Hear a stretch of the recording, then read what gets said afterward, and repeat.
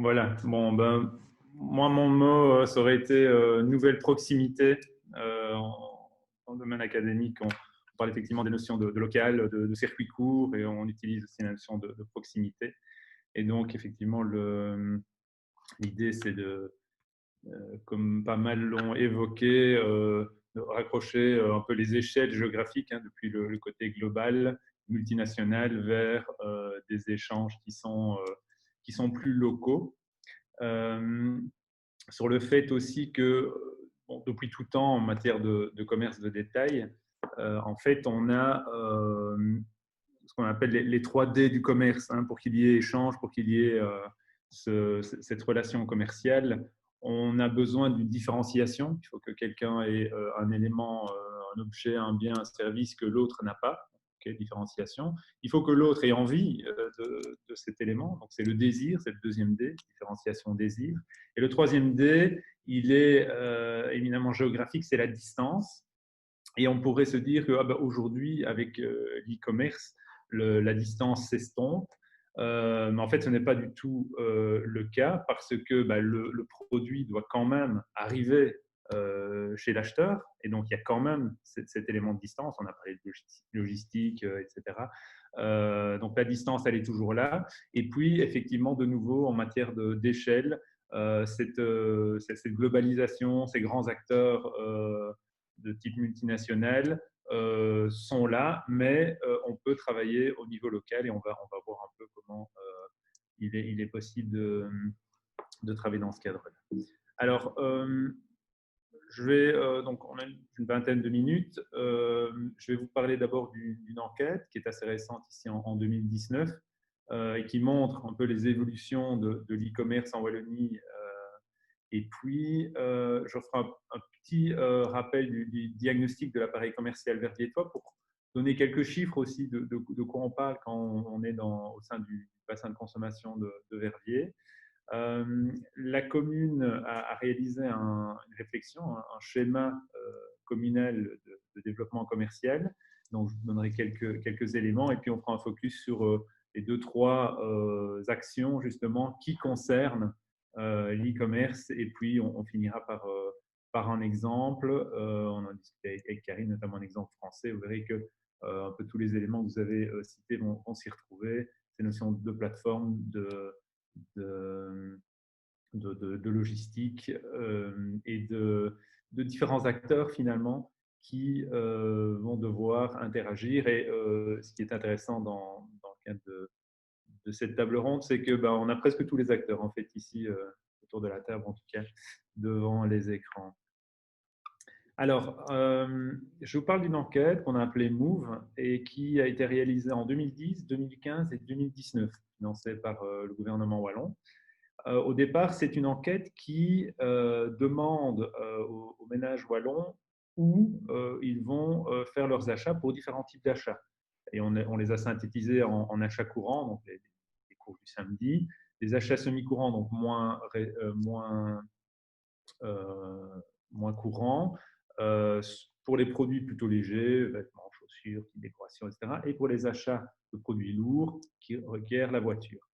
Et ce qui est intéressant, c'est qu'en 2010, il y a très peu d'e-commerce. On avait de l'ordre de 4,6% pour les achats semi-courants légers. En 2015, on est à 8,4%. Et en 2019, presque 14% des achats sont réalisés en ligne. Donc ici, on parle bien de biens de consommation. Hein. Donc, on est hors vacances, billets d'avion, etc., musique. Hein, on est vraiment sur des biens de consommation.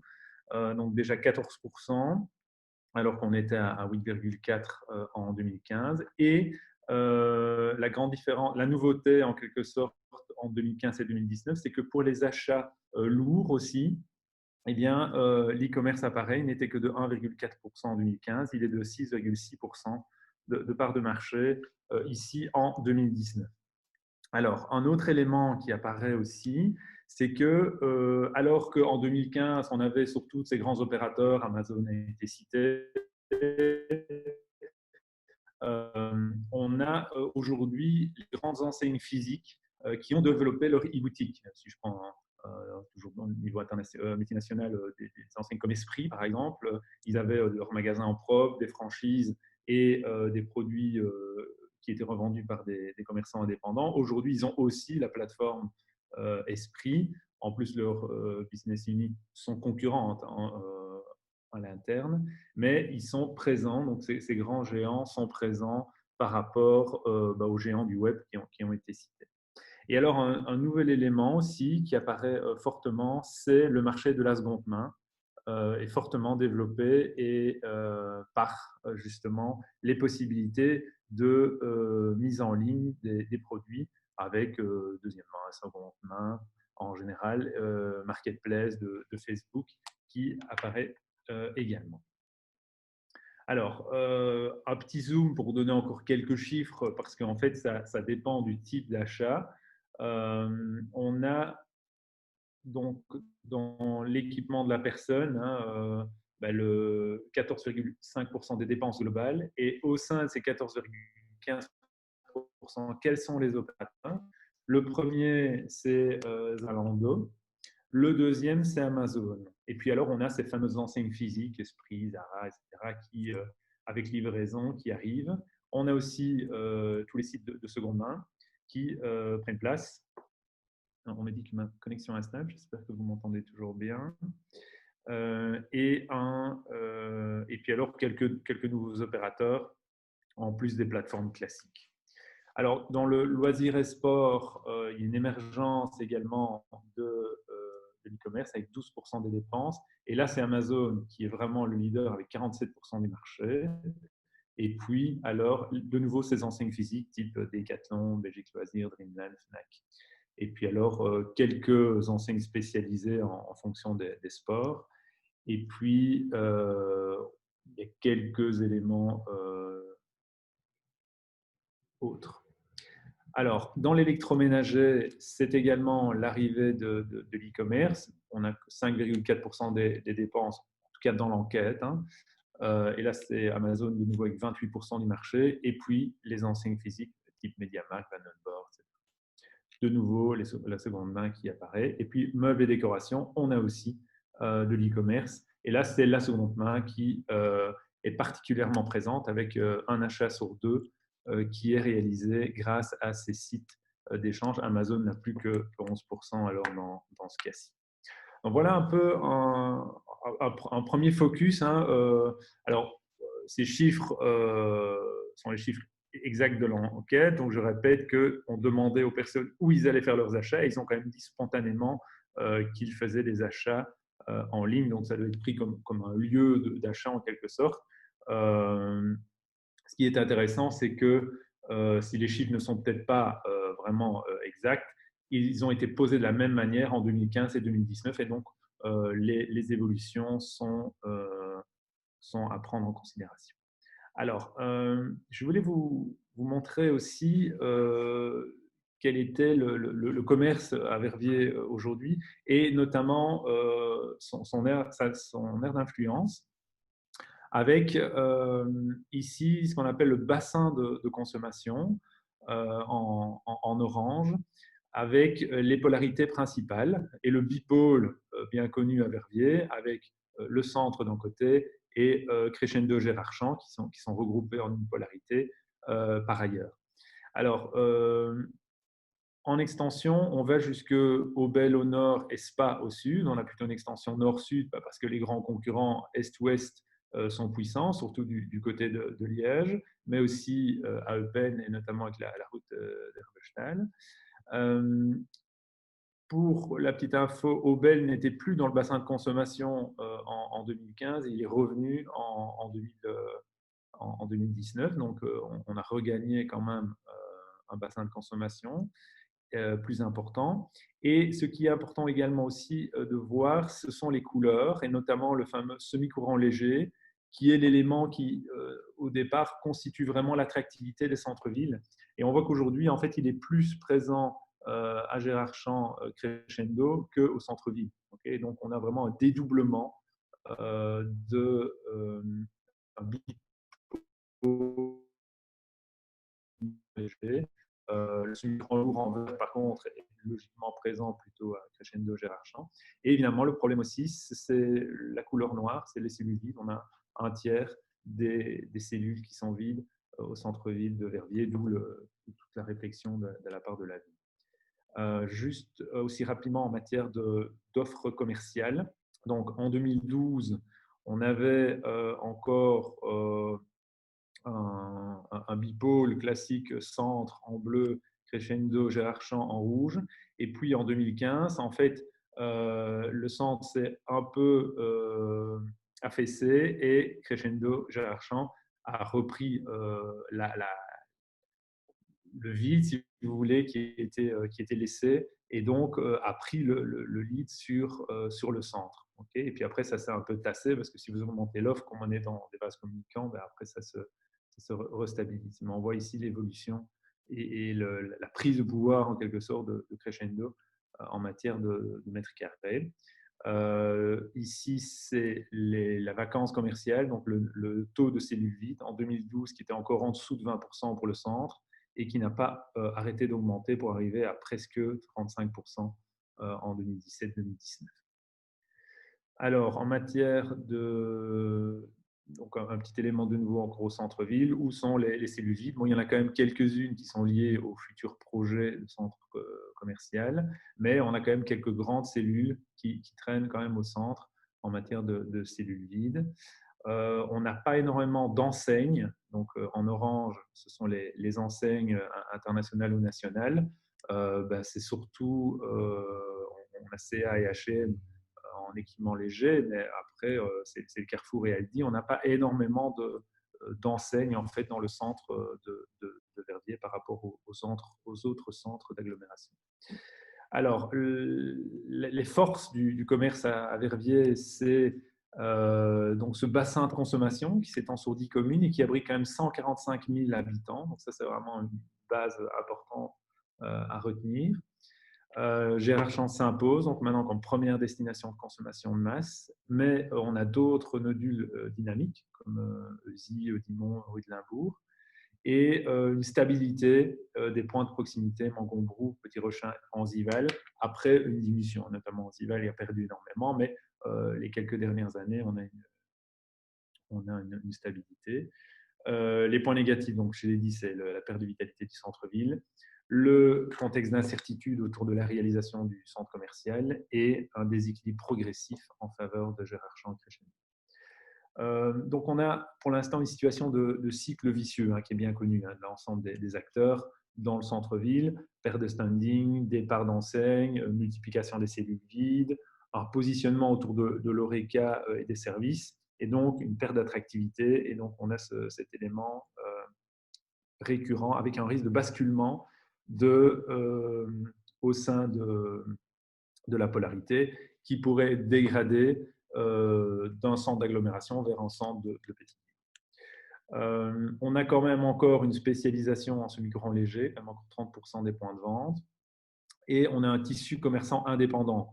Moi, j'ai dit qu'il n'y avait pas beaucoup de grandes enseignes, mais du coup, on a un tissu indépendant présent et encore dynamique et prêt à réinvestir.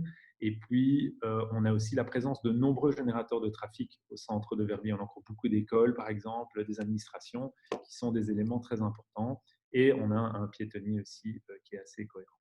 Bon, les faiblesses, je les ai déjà dites. On a des opportunités, l'intérêt quand même de promoteurs, même au-delà du centre commercial, il y avait d'autres promoteurs prêts à investir. Et puis, en menace, c'est de nouveau ce problème de contexte spéculatif qui lance les incertitudes et qui augmente les risques pour chacun. Alors, opportunité et menace, c'est l'e-commerce. L'opportunité, c'est le Web to Store. C'est cette, comme disait Damien, la notion de commerce connecté.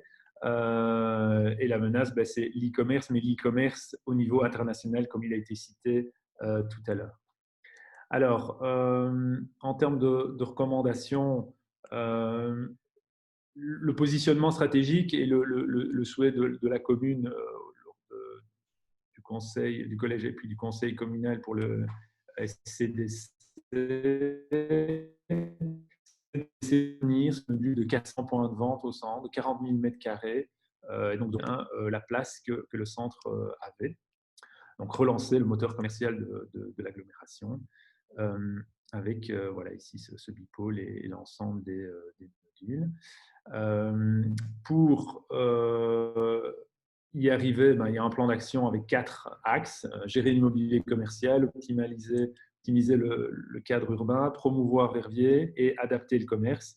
Et dans ces éléments-là, on va retrouver 3-4 actions que l'on va développer. On a aussi un autre élément qui est des secteurs qui ont été ciblés comme exclusifs pour le centre-ville, qu'il faut particulièrement développer au centre-ville et pas ailleurs. Surtout en semi-courant léger, dans les vêtements, chaussures, accessoires, enfants, soins du corps, librairie, papeterie et multimédia. Alors, une des actions était de créer une plateforme de type visite Verviers. Il y a pas mal d'exemples qui existent et de travailler justement sur cette notion de web to store, donc d'avoir ces commerces connectés et de pouvoir amener le chaland depuis son écran vers les commerces. Alors du coup, il y a plusieurs éléments qui rentrent en jeu. Donc là, dans ce cas-là, l'idée, c'est de faire déplacer le client vers le commerce, mais on sait aussi qu'avec cette notion de distance revisitée, le commerçant peut aussi déposer sur les plateformes des biens qui vont être alors livrés, et donc toute la notion de logistique rentre en compte.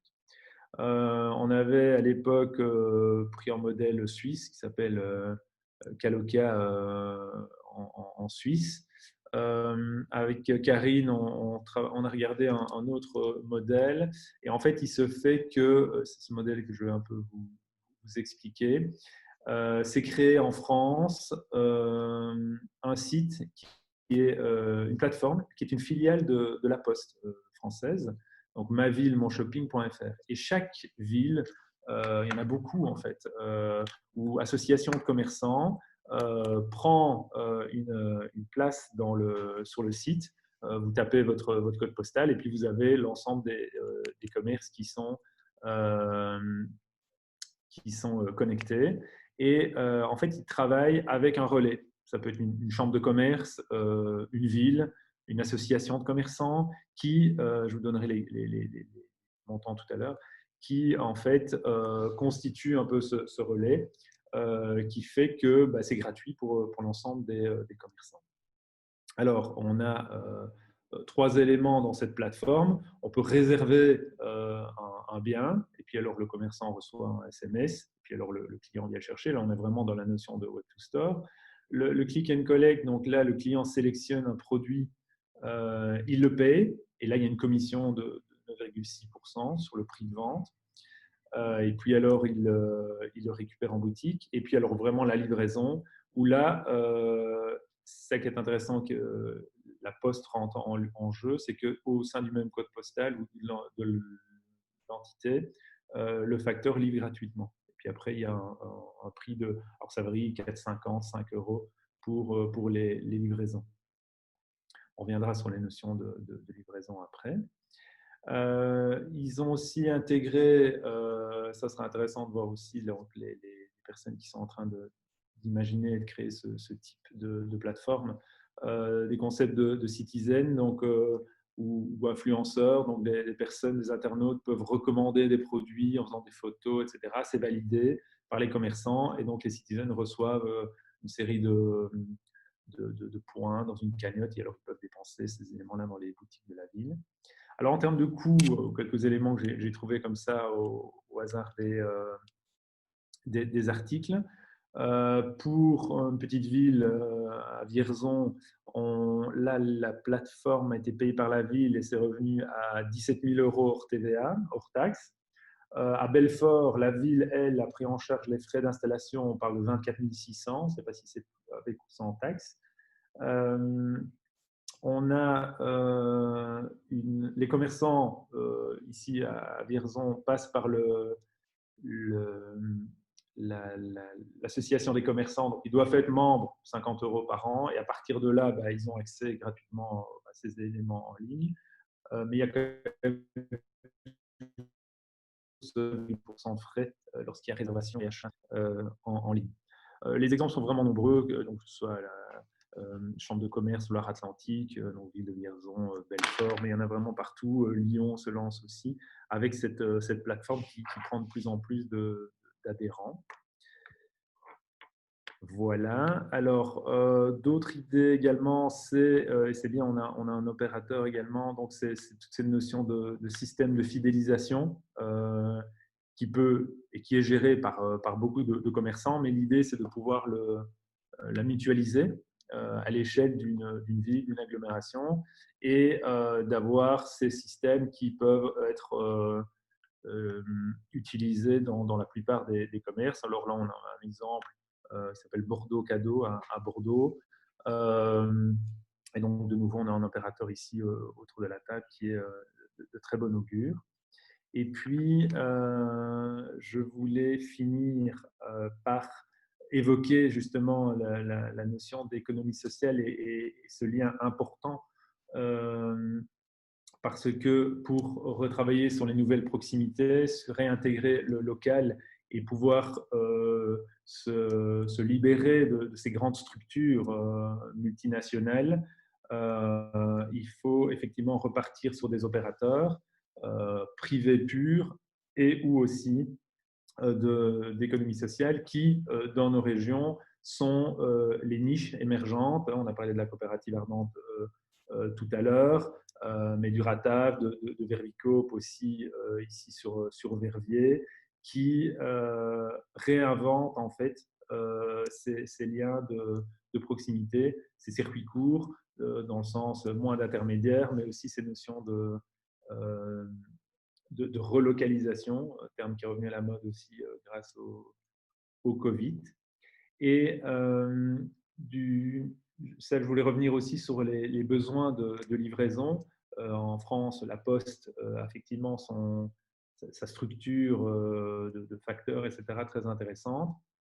On a aussi, dans le domaine des livraisons, des plateformes multinationales type Uber, etc. Donc, on a aussi, dans certains endroits, une ubérisation sociale, donc vraiment travailler avec des structures d'économie sociale pour remettre au travail aussi certaines personnes plus éloignées de l'emploi et qui travaillent avec des vélos, je pense à Rayon Neuf par exemple à Liège, mais il y a d'autres exemples, et donc de reconnecter effectivement tous ces éléments logistique, plateforme, et donc je pense que c'était vraiment intéressant je me réjouis aussi de vous entendre ici autour de la table parce qu'on a pas mal d'opérateurs qui émergent et toutes ces niches sont là importantes pour combler en fait tous ces éléments-là. Et donc effectivement, l'intérêt d'avoir une structure assez grande, c'est la simplification aussi et le côté didactique important à avoir pour les commerçants. Donc voilà ce que je voulais vous montrer aujourd'hui. On peut repartir sur d'autres exemples par la suite. Voilà. Karine, je ne sais pas où j'en suis en termes de temps. Non, c'est bon, c'est bon. Merci Gwenaëlle, merci pour ton intervention. Donc, comme je disais tout au début, ben voilà, c'est un regard plutôt académique. Et comme on aime bien croiser les regards, je trouvais ça important d'évoquer aussi une entrepreneuse qui développe des produits. Et donc, je propose d'entendre Claire Hennen, qui a développé une série de produits, mais qui se trouve aussi bien en ligne que dans les commerces locaux. Et donc, je vais céder la parole à Claire, qui va nous partager vraiment son expérience de terrain et qui est très concrète. Oui, bonjour. Donc, moi, c'est Claire Hennen. Donc, j'ai créé des badges et des aimants au départ, c'était en 2015. Non, 2010. Oui, 2015, j'y arriverai. Donc, c'était des aimants et des badges donc, avec des expressions en wallon. Donc, au début, j'ai contacté des commerces pour vendre mes produits. Donc, à Verviers, il y a Poussé Compagnie, Tanaïs. J'en ai mis aussi à l'Office du tourisme. Et alors, je participe au marché de créateurs Les Ginettes. Donc ça, c'était vraiment en termes de vente physique. Et au début, ça a pris un peu du temps à prendre, si je peux dire ça comme ça. Et c'est lorsque j'ai commencé à contacter les médias, etc., que le produit a commencé à attirer les clients, etc. Et donc, ça a permis aux clients qui voyaient les produits dans les médias de contacter, enfin d'aller dans les magasins dans lesquels je vendais mes produits, donc d'aller sur mon site pour voir quels étaient les magasins où je les vendais. Donc ça leur a attiré une nouvelle clientèle et la clientèle déjà fidèle des magasins achetait donc mes produits. Donc ça, c'est important aussi de savoir que les gens ne se promènent pas sur Internet pour aller chercher un produit. Enfin, si, il y en a qui vont vraiment chercher un produit, mais on ne se promène pas comme on se promène dans un magasin pour savoir quel produit on va prendre. Enfin, la démarche est en tout cas beaucoup plus difficile parce qu'il y a tellement de choses sur Internet que c'est difficile d'arriver. Voilà, si on ne savait pas que je faisais des aimants ou des badges en wallon, je pense que la démarche de mettre je veux offrir un badge ou un aimant en wallon, ce n'est pas nécessairement sur les moteurs de recherche. Et donc, le problème que j'avais moi en étant uniquement dans les magasins, c'est que comme je fais des produits très spécifiques, très locaux, un Bruxellois, par exemple, ne savait pas acheter des badges en wallon liégeois. Un Verviétois ne savait pas acheter des badges en picard de Tournai parce que chaque magasin avait ses produits spécifiques à la région et donc ne proposait pas évidemment tous les produits de toutes les régions parce que pour l'instant, je suis plus ou moins 800 produits. Donc, fatalement, ils ne savent pas acheter plusieurs exemplaires de chaque produit. Donc, j'ai commencé à avoir beaucoup de commandes par mail. Et alors là, c'était un peu difficile à gérer au niveau des stocks, de la gestion de la réponse, de l'envoi, d'expliquer un petit peu quelle était la méthodologie. Donc, il fallait être sûr que les gens payent avant que j'envoie le colis. Il fallait ne pas oublier qu'ils m'envoient leur adresse mail. Donc, du coup, ça prenait vraiment, c'était énergivore, ça prenait beaucoup de temps. Et donc, pour finir, j'ai quand même opté pour la vente en ligne, même si au départ, j'avais un peu peur, effectivement, de la réaction des magasins. Voilà, parce que ça risquait d'être un peu concurrentiel par rapport à ce qu'ils proposaient. Maintenant, je me suis rassurée aussi dans le fait que les magasins n'avaient pas toujours tous les produits que j'avais. Et avec le wallon en plus, les gens sont vraiment attirés par une expression typique ou pour l'offrir à une personne qui dit vraiment cette expression-là, etc. Donc, il ne s'agit pas d'avoir quelques badges ou quelques aimants et de pouvoir choisir dans ça. Il y en a aussi qui cherchaient vraiment des expressions typiques. Et puis, je me suis rendu compte aussi, avec le temps, que les magasins avaient toujours besoin de nouveautés. Donc, je me retrouvais avec des anciennes collections qui fonctionnaient peut-être un peu moins, avec un stock qui grandissait chez moi. Et puis, le fait que les magasins aient toujours besoin de nouveautés, ils changent aussi un moment de produits. Donc, effectivement, les ventes que j'ai eues au début dans les magasins se sont un peu taries par la suite. Et malheureusement, il n'y a pas des expressions au wallon à l'infini. Donc, c'est souvent les mêmes expressions qu'on utilise. Et donc, en 2017, j'ai fait le pas de l'e-commerce. J'avais un petit peu peur au début parce que d'abord, j'ai eu plusieurs offres de plusieurs prestataires qui allaient de 1 600 €, 2 800 €, 4 800 € jusqu'à 10 250 €. Alors, je me dis déjà 10 250 €, si bon, je devrais déjà en vendre quelques-uns, des badges que ce site ne soit rentable. Et puis, je ne savais pas non plus quel prestataire prendre. J'aurais bien aimé avoir quelqu'un ici dans la région avec lequel je puisse travailler, je puisse le rencontrer, qu'on puisse ajuster, etc. Et pour finir, c'est un prestataire de Charleroi que j'ai choisi parce que j'ai choisi le moins cher et puis qui m'a planté au milieu. Et puis j'ai dû quand même faire appel à quelqu'un que je connaissais pour finir la suite. Et donc, le site a été fait en WordPress. Donc, c'est le WooCommerce, je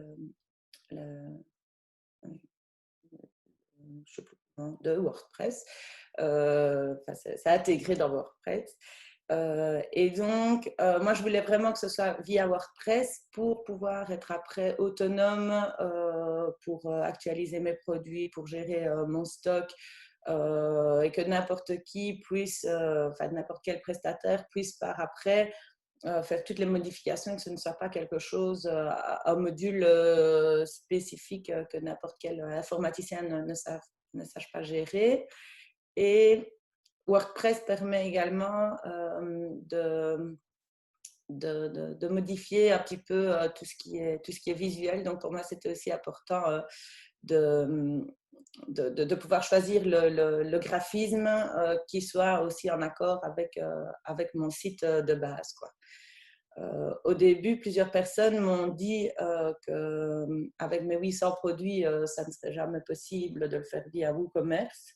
Pourtant, je l'utilise depuis 2 ans et ça marche vraiment bien. Donc, je suis vraiment contente de ce système-là. Et alors, une chose qui me faisait peur aussi au départ, c'était la partie que le module de paiement allait prendre. Or, quand je regarde, c'est vraiment une infime partie. Donc, j'ai utilisé Molly. Donc, pour tout ce qui est carte bancaire, etc., on peut choisir un petit peu quel type de paiement on veut. Et en fonction du type de paiement, Molly prend un pourcentage de la vente. Donc, il y a un frais fixe de 25 cents et puis alors, ça varie entre 1,2 et 2,8% de la vente. Donc, ça va, c'est vraiment pas grand-chose. Et ça vaut le coup. Donc, moi, mon site, en un trimestre, le dernier trimestre 2017, bon, voilà, je voulais que ça soit lancé avant les fêtes de Noël, donc j'ai bien fait. Donc, sur ce trimestre-là, j'ai déjà remboursé mon site, en fait. Donc, voilà, ça a été de suite très rentable. Et alors, si je peux donner peut-être alors quelques conseils aux personnes qui veulent se lancer dans un site en ligne, c'est d'appliquer évidemment le même prix que dans les magasins, parce que enfin, ça aussi, évidemment, vous faites des stockages, des choses comme ça, mais de ne pas faire de la mauvaise concurrence au magasin. Moi, ce que je fais, c'est que j'offre toujours un petit cadeau dans l'envoi. Bon, j'ai la chance de faire des badges, donc je vois toujours un petit badge pour remercier le client, parce qu'effectivement, comme il n'y a pas la proximité et le contact entre nous, ben voilà, je trouve que c'est gai de faire une petite attention et c'est souvent très apprécié. Il faut faire tout le temps des publications sur les réseaux sociaux. J'en fais de temps en temps, mais je me rends compte qu'à chaque fois que je refais un post en disant voilà, j'ai tel produit ou j'ai récupéré tel produit ou voici une idée pour la fête des mères, pour la fête des pères, des choses comme ça, ben ça marche. Je reçois à chaque fois des commandes juste après. Donc, il y a vraiment l'interaction entre les deux qui est très importante parce que, comme je le disais juste avant, les gens ne se promènent pas, ils n'ont pas nécessairement l'idée comme quand on va dans un magasin. Ça peut être chouette aussi de proposer aux gens de faire des photos d'eux pour faire eux-mêmes la promotion aussi de vos produits. Et alors, de temps en temps, peut-être faire des concours ou des remises pour attirer les gens sur le site. Donc voilà, il faut vraiment jongler un peu entre la promotion et la vente, quoi. Et alors, en parlant d'e-commerce local, ici, pendant le confinement, il y a justement quelqu'un qui a proposé c'est un site et c'est aussi sur Facebook et c'est les e-shops belges. Donc, qui reprend un peu tous les e-shops belges, qui fait la promotion chaque jour d'un e-shop. Et donc, voilà, je ne sais pas si j'ai dit tout, si je pense que j'ai dit un peu tout ce que j'avais à dire. Ouais, voilà. Merci Claire, merci pour ton intervention et ton partage d'expérience. Je propose, on entendra également Arnaud Muller, puisqu'on aime bien donner la parole dans un format très court, 180 secondes, à des jeunes entrepreneurs. Et donc aujourd'hui, on entendra Arnaud Muller qui a fondé Bon Cadeau, qui nous partagera aussi en 180 secondes son expérience. Gwenaëlle en a parlé dans son intervention. Je propose peut-être de l'entendre d'abord et puis de lancer les échanges. Donc Arnaud, je ne sais pas si tu m'entends. Oui, je vous entends. Donc voilà. Donc, 3 minutes pour présenter un peu ce que nous faisons. Au fait, j'ai créé avec un ami une plateforme qui s'appelle boncadeau.be. Je vais vous mettre le lien dans le chat Zoom. Donc, vous avez le chèque cadeau Bon Cadeau qui est un chèque de commerce local uniquement. Donc, c'est-à-dire que nous, on est parti du principe que le chèque cadeau était quelque chose qui est quand même très fréquent lorsqu'on fête un anniversaire, qu'on reçoit des amis, etc. Donc, les personnes veulent nous faire plaisir et optent souvent pour ce type de solution. Et donc, on s'est dit que cette solution pourrait très bien combiner la notion de Web to Store qu'on entendait tout à l'heure, donc vraiment fusionner le commerce physique et le commerce digital, parce que le chèque qu'on va vendre sur notre site, il va être offert à une personne qui devra se déplacer dans le commerce pour aller utiliser la valeur dont il dispose. Donc, cette stratégie de Phygital Commerce, c'est vraiment le centre de notre plateforme. Et donc, on propose aux commerçants de s'inscrire pour leur permettre de vendre en ligne des chèques cadeaux. Concrètement, le consommateur qui va se retrouver sur notre site, il a plusieurs choix en termes de type de chèque, c'est-à-dire que soit il choisit un commerce parce qu'il sait que le petit caviste du coin plaît à la personne qui doit gâter, il peut offrir directement un cadeau, un chèque de 50 € par exemple pour ce caviste. Ou alors, s'il n'a pas trop d'idées, il peut très bien offrir un chèque multi-enseigne qui est à valoir dans l'ensemble des partenaires qui sont présents sur notre site. Et alors, dernièrement, on a également développé le chèque City, donc il y a un chèque qui va être à valoir dans tous les commerces sur un territoire défini, le territoire d'une ville ou d'une commune, qui permet comme ça à l'acheteur du bon de faire plaisir à la personne, de lui laisser le choix, mais de soutenir une région qui l'affectionne. Pour le commerçant, au fait, c'est très simple. Il s'inscrit sur la plateforme, il peut directement vendre ses chèques cadeaux. C'est 100% gratuit pour le commerçant, c'est 100% sans commission également. Donc, ça veut dire que la personne qui achète un chèque de 50 €, il offre réellement une valeur d'achat de 50 €. Donc, il n'y a pas de commission prélevée par la plateforme sur les transactions effectuées. Et alors, on a aussi développé une petite interface spécifique aux entreprises qui souhaitent acheter des chèques en grande quantité pour offrir à leurs collaborateurs, à leur personnel, etc. Et dernièrement, suite au confinement, on a également développé une solution pour les villes et les communes qui souhaitent utiliser notre outil comme outil de gestion complète pour la distribution de chèques commerce auprès des citoyens ou alors pour promouvoir les commerçants en faisant une vitrine en ligne des commerces et la vente en ligne de chèques commerce. Donc ça, c'est un peu le principe de la plateforme. Et juste en quelques mots, on constate évidemment une constante évolution ici depuis les dernières semaines et les derniers mois. Tout simplement parce que avec le confinement, l'e-commerce a eu un boom assez incroyable depuis le 14 mars. C'est également le cas sur Bon Cadeau. Et donc, on a une offre qui s'étoffe toujours de plus en plus. Là, on est à plus de 600 commerçants qui sont déjà inscrits sur notre plateforme. Donc, pour le consommateur final, on leur propose vraiment une offre complète qui est vraiment dans tous les secteurs d'activité. Ça peut être des commerces de proximité, mais également tous les prestataires de services. Par exemple, une esthéticienne ou, je ne sais pas, enfin, vraiment tout type de personnes qui proposent des produits ou des services. Et la seule condition pour qu'ils soient présents sur notre plateforme, c'est qu'il doit être un commerce de proximité. Et comment est-ce qu'on définit le commerce de proximité chez Bon Cadeau? C'est simplement qu'il faut le siège social en Belgique et disposer de maximum 10 points de vente de sa marque sur le territoire belge. Enfin, donc pour terminer, ça marche aussi assez bien parce que simplement le consommateur final, il est de plus en plus pressé, comme je le disais au début. Il faut que ce soit simple. Beaucoup ont évoqué la rapidité aussi. Donc, un chèque cadeau, vous pouvez l'acheter dans la minute, le recevoir par PDF, l'imprimer chez vous et partir à à une fête. Maintenant, pour le moment, c'est compliqué d'aller à des fêtes, mais si vous êtes invité à un anniversaire, vous pouvez vraiment utiliser ça comme solution de dernière minute pour offrir un cadeau. Donc voilà un peu le concept. Je vous ai mis, comme je le dis, des liens. N'hésitez pas à aller voir dessus. On a des partenariats qui sont en train de se concrétiser avec pas mal de communes et de villes.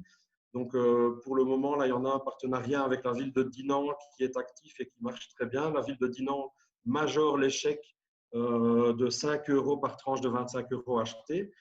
Je vois la question si on compte le développer sur la province de Luxembourg. C'est tout à fait prévu. On est évidemment à la recherche de commerçants qui seraient intéressés de s'inscrire. Donc, s'il y a des partenariats possibles, que ce soit avec une association de commerçants, avec une agence de développement local ou avec le Green Hub de Arlon, c'est avec plaisir qu'on peut en discuter plus tard.